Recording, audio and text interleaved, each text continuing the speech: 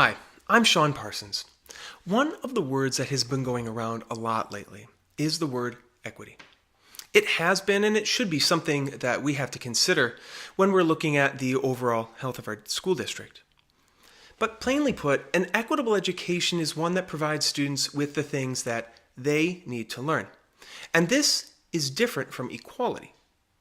So if we use this graphic, for example, it shows two sides, one that represents equality and the other equity. So these kids are trying to watch the game. They're all different heights, and the tallest child can easily see over the fence. The second and third kids can't see over the fence. And if we use equality as a way to help these kids, each one gets a box. It's the same box. The tallest kid can still see. The middle child is now high enough to see over the fence, but the shortest kid, getting the same size boxes at the others, is still unable to see. Then comes equity. The shortest child needs more of a boost because they're starting from a more disadvantaged place, which in this illustration is just their height.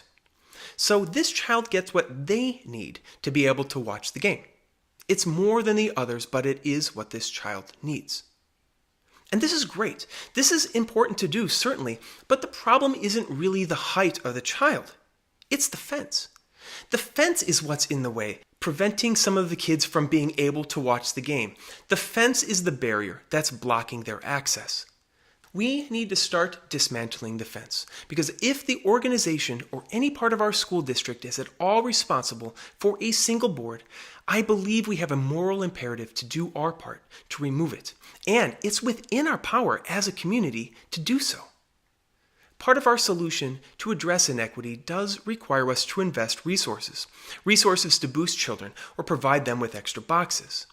In my earlier video about poverty in schools, I mentioned something called the Title I program, which is one type of something called compensatory spending. In this case, where money is invested in either a school-wide or in a student-specific program, depending on the density of, in this case, poverty in a school. I spoke at a school board meeting last May about this and shared research that demonstrates that this type of support, quote, by itself has some but little effect on narrowing achievement gaps.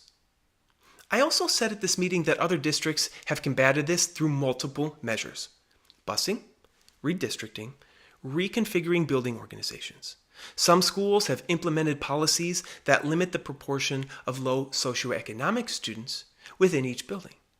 Supporting before and after school programs, health and wellness initiatives, we have so many ways to come at this that I am hopeful and optimistic that we can make great strides. There is real opportunity here. And as I also said in that meeting, quote, we can work together to discover and implement best practices within our current and or future buildings. I believe that we need to approach this problem from many angles. Yes, we need to boost students according to their needs, but we can't just stop there. We have to look at ways that our district can improve gap closing beyond just spending.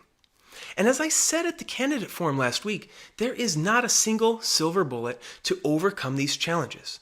And in order to provide the most equitable education for our children, it's going to be necessary to come at the problem from many directions. Our schools alone don't solve the larger societal problem. But as a district, we do have a significant role to play.